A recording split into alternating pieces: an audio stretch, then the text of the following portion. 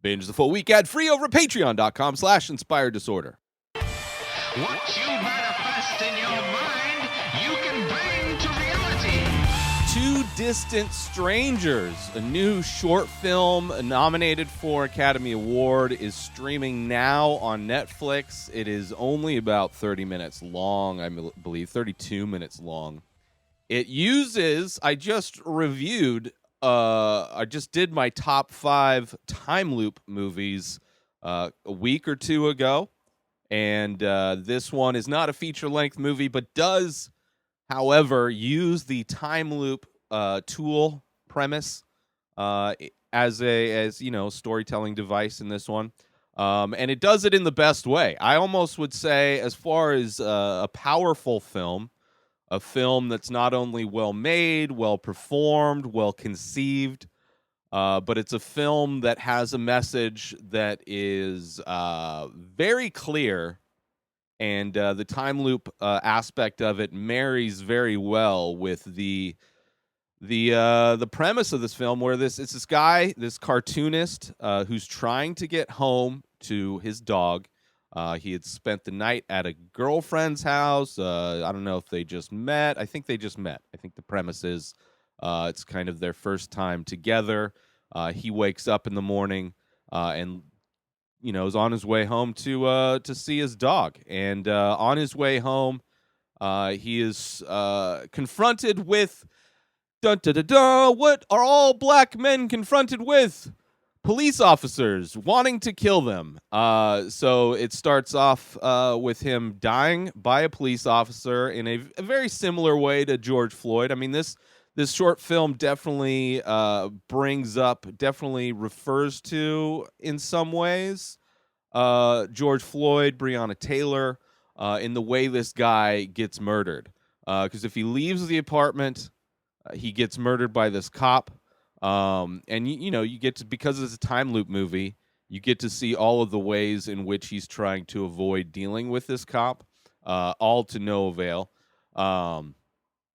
So he gets killed by this cop. Instead of having his neck knelt on for almost 10 minutes, it is more of a chokehold situation.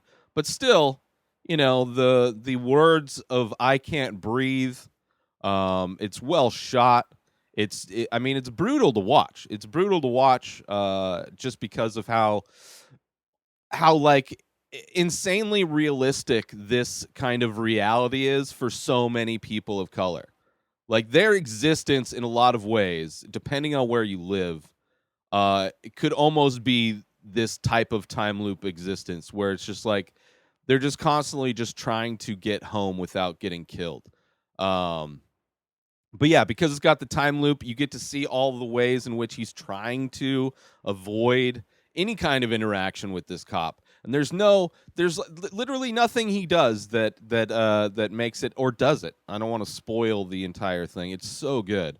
But there's a scene where, of course, with all time loop movies, you get to a point after reliving the same day over and over again where you're able to convince people and have different types of conversations with them than you would normally. And there's one where he's able to charm the cop and ends up even getting a ride home from the cop. But then there's a twist. I'm going to spoil this. I highly recommend you watch this film, but the twist is very interesting, because it does something that not a lot of other time loop movies do, but it's an interesting thing that has happened, that I've seen happen in time loop movies, where you find out you're not the only one in the loop, right? And some movies, like Arc, is a time loop film where people throughout the movie, new people get added to the loop, which is kind of an interesting wrinkle to the time loop. Just kind of a way it's done. So the cop takes him home, and then you find out that, which is even worse, because you have this experience where he's like, it feels like he finally has been able to connect with this cop on a human level. It seems like they're buddies, right? He drives him home, takes the time to drive him home, but it's the twist is that you find out the cop is in the loop as well, and that he, for whatever reason, right? It's in the nature of being a police officer, I guess, that he's going to kill. Like it's almost his mission to kill this guy no matter what. That's apparently in his time loop, from his perspective, from the perspective of, I'm sure, a lot of people. It's like his mission to rid the world of black people. It's what it seems. You don't really get to see the story from his point of view. I'm sure if this was fleshed out to a feature film, you probably would have seen.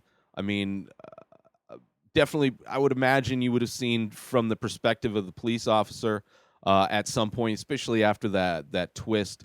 And then there's also, he's like, okay, well, instead of dying every time because I leave, let me try and stay home and just hang out with this girl. I'll make her breakfast. We'll hang out, and I'm just not even going to go outside to where this cop is. And then you get the Breonna Taylor reference, where cops bust in, they shoot him, and then they find out that they're in the wrong apartment. Right?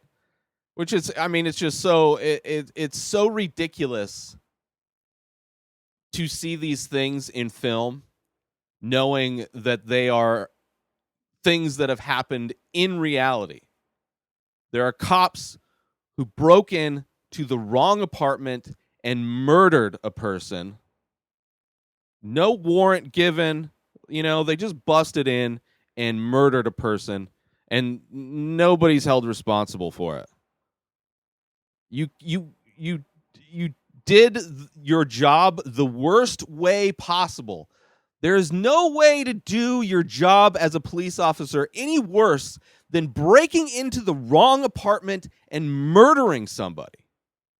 And nothing happens. It's amazing how utterly useless, incompetent you could be as a police officer and still continue your employment with a device developed, intended to eliminate human life. Like, you still get your gun, you still get to go around with your immunity to murder whoever you want. Just turn off your camera, your body camera. Oh, I'm about to commit a crime. Oop, technical difficulties. So it was amazing to see that, because obviously when you're watching this, you're like, well, why doesn't he, any time loop movie, then you start, as a viewer, you start thinking of all the things that he could do. And it's clear what his mission is. His mission is just to get home to his dog. But no matter what he does, it never ends well, because they're out to get him. They are out to get him. But the movie ends so hopeful, because the guy's like realizes he's kind of gone through all of the different variations, and he realizes that this is his mission in life now. I mean, it's a loop, a time loop movie, so you don't really have much choice in a time loop movie. But it's very hopeful that he's like, I'm going to figure this out. There is going to be a perfect way to live this day to where I can get home to my fucking dog, which is so, that's the heartbreaking thing, right? Like, they could have done a kid, whatever, but the dog, because he has one of the apps and little robot at home.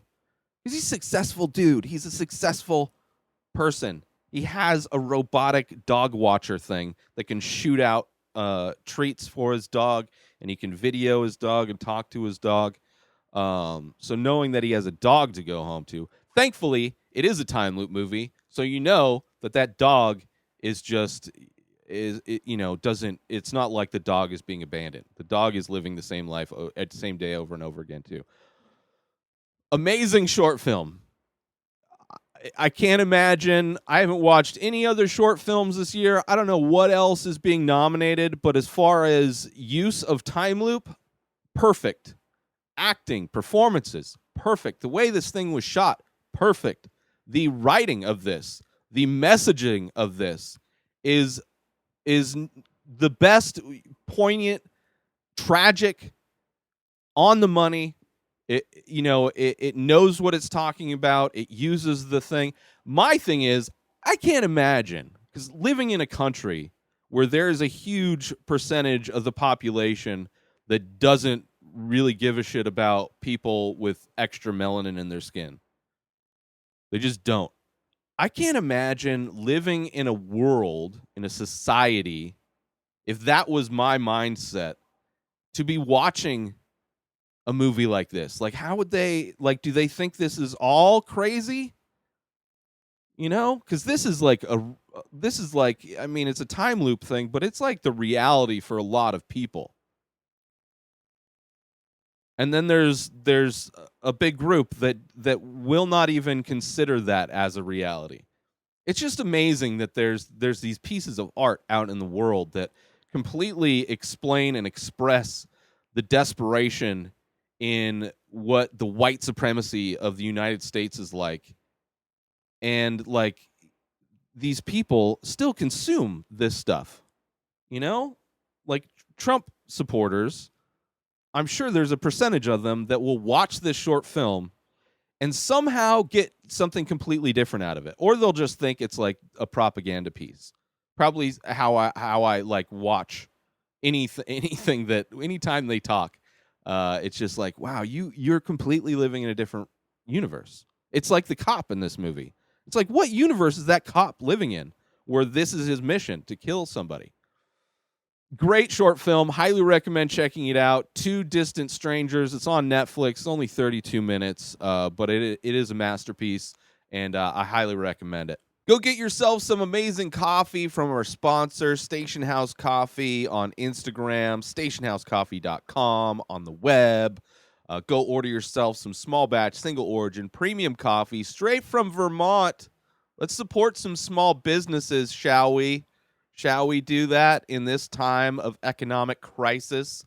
We support our small businesses and get ourselves a nice bag of roasted premium coffee to grind and run water through it and drink it and get all the benefits that you get from drinking coffee, like waking up, staying alert, get your mind right, get your body right, get yourself some Station House Coffee. Follow them on Instagram, stationhousecoffee.com. New episodes of The Ray Taylor Show come out every single day. Subscribe on IGTV, YouTube, and everywhere else podcasts are found. Binge the full week ad-free over at patreon.com/Inspired Disorder. Buy Ray Taylor Show merch over at inspireddisorder.com. And follow the show on Instagram at Ray Taylor Show. Have a wonderful day, everybody. Peace out!